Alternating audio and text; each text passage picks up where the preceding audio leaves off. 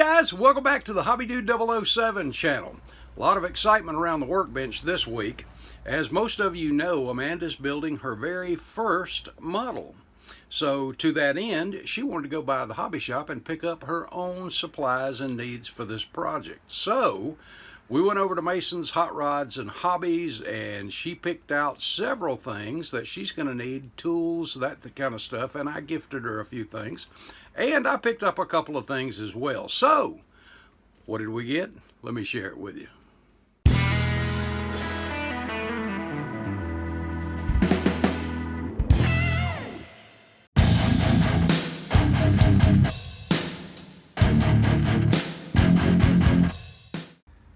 Amanda, of course, is welcome to use any of my tools or supplies on her project, but I did feel there was a few things that she might want to have for herself. And we went through her sewing toolbox as well as her crafting toolbox, and I got to say I'm a little envious of some of the tools that she has, and I started thinking of how some of them could be related to our hobbies use, and I'll be sharing with that with you maybe later down the road too. But there's a few things I felt like that she needed for herself, and first up was hobby knife. So I got two of these at one of the last shows from Matthew over at MCV Products. Matthew also carries tools in addition to the fantastic 3D prints he has. So I picked up a couple of these, and so I gave this one to Amanda. I keep a box of fresh blades. I buy them by the hundreds, and I found half another box. So I've got 150 roughly blades, so we're fine on that for a long time to come.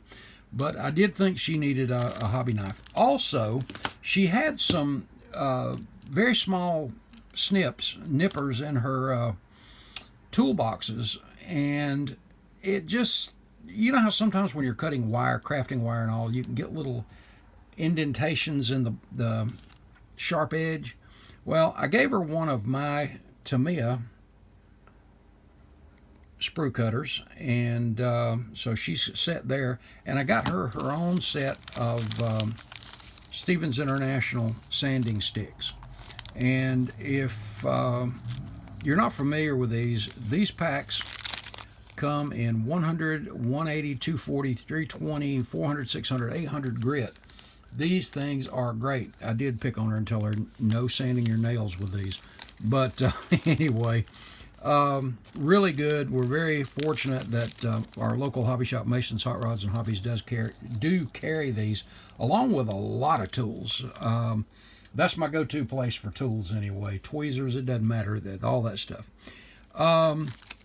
Then we looked at a few other things. I went ahead and got her a can of Tamiya Fine Surface Primer for some of the parts.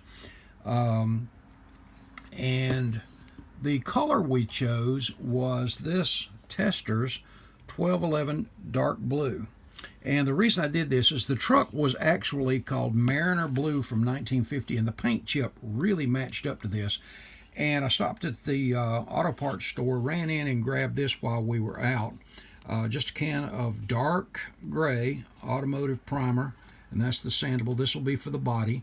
And I think this over this is going to look pretty good. I am going to decant this so she can airbrush over it, but she's going to be doing it. But like I said, I'll decant it for her. The interior color on the truck, she could not remember. It was one of two colors. She just could not remember it. So we're going to get with her brother and one of her sisters and see if they recall. But it was either that kind of leathery brown, or it was that kind of vinyl-y, leathery looking reddish color. She couldn't really remember. This is the old acrylic Testors crimson, British crimson, and this one was just earth red. It looks more brown to me, but earth red. But anyway, she said the interior was one of those kind of in between. I don't know, but we'll get with, like I said, Bruce and see what we can find out on that. And I have to admit, I'm excited because she's a little bit excited about it. And while we were there, I also had to pick up a few things for myself. I needed something non-metallic, and this TS24 purple for my 40 Ford Asphalt Modified. I thought that would be perfect for that, and that was one I did not have in my stash, so I'll be decanting and using this one. I also picked up another bottle of Candy Red enamel, and I've got an idea for this, and I'll be sharing that with you. You know, I might share that with you in Model Cars and Coffee, maybe. Yeah, I think I'll do that. But I'll share with you what this is for. And also something else I picked up that I had never seen before is this is called Aqua Gloss Clear. Now, I know they have a great clear, All-Clad does, but this stuff is for specific metal colors. So there is a clear coat for it. The directions for use, all that stuff is on here. But I want to give this a try. They say don't shake it, use it as is. It goes on kind of milky, dries to a crystal clear gloss. So I'm going to be testing that too, and I'll let you know how that turns out. Another thing was a new color that they were telling me about, and that is gold titanium. And there's your part number, ALC118, it looks like. But gold titanium, and their regular metal color titanium is a beautiful color. I use it often. You notice on the bottom, when it's settled, it looks like just a titanium silver, and the top up here. But check this out when it's mixed. And you know what? I think I'm going to, hold on, let me grab these out of my, I got a spare, or my test spoon thing over here. Okay, yeah, these two will do. I've got a chrome, one of those old chrome spoons, and I've got one that's masked off. It's got the gloss black already over it, and one of the things on the instructions here says to shoot it over a gloss black or a gloss finish, kind of like you do the chrome. But check that out when they're all mixed. Isn't that a beautiful color? We are going to test this before we close this video out and take a look at it, see how it looks. But also, I picked up a couple of sets. They were restocked on their Pegasus, full line of Pegasus stuff. And you've got the 23-inch disc brakes with the calipers, and you've got the 19-inch. And I usually keep one set of these each in stock. I know I was out of one of them, and I figured, hey, I'll always use one, so I grabbed one of each. And also, check these Hollies out. And as soon as I saw them, I went, oh, that's going on my channel signature truck right there. I had something else in mind, but when I looked at these 23-inch, I went, oh, yeah, these have got to go. So these will be going on my new signature truck. Really cool stuff. Is there anything else I picked up? Oh, yeah, I picked up a couple of flyers as I was going out the door. They had some new flyers for shows toward the end of the year, or excuse me, for the first of the year. And the first one is the SCMA Hope It Don't Snow show, and this is on January the 17th. The theme is long roofs and pickup trucks. So there you go. And this is in a new location in Welford, South Carolina. There's all of your information. You've got a much larger showroom. Parking is fantastic right out the front door. Very bright lighting. Really, really good location. Amanda and I went over and took a look at it. Really, really nice. If you are a vendor and you are not signed up for this yet, go ahead and jump on that really quick. There's your contact information about the show for Chuck, as well as Doreen on the vending. So be sure you get a hold of them and get yourself set up. This is always a pretty big show. This is a good one. And again, your theme is long roofs and pickups. So mark that on your calendar there, Saturday, January the 17th. Next up is the SCMA's Upstate show. This is in May, on May the 16th. And this is in Simpsonville, South Carolina. This is the SCMA's biggest show of the year. I don't know, the Spartanburg show is getting where it rivals it quite a bit. But this is, let's see, May 16th at the Simpsonville Civic Center. Same place it's always been, at 310 West Curtis Street in Simpsonville, which is just south of Greenville, right not far off of 85. So if you're coming down 85 or coming up 85, you can get to it pretty easy.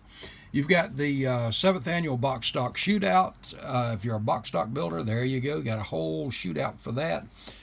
You've got the 2026 stock car challenge and big drag classic.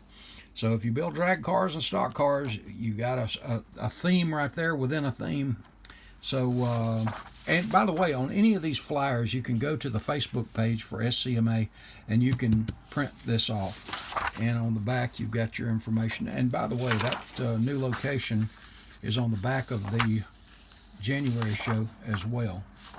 And then your categories and stuff for the Upstate show. And on April the 18th, this is hosted by our buddy Jeff over at Wall to Wall Hobbies. He's hosting the Spring Fling Swap Meet again, and this is the 2nd annual. This is the first one I was very impressed with. Jeff did a great job. They really put on a really nice event. Food, the whole works. It was really nice. And there's your location: Dover Baptist Church, Polkville Highway, Shelby, North Carolina. Just put that in your GPS and there you go. Go ahead and mark that on your calendar, because again, this was a fantastic swap meet.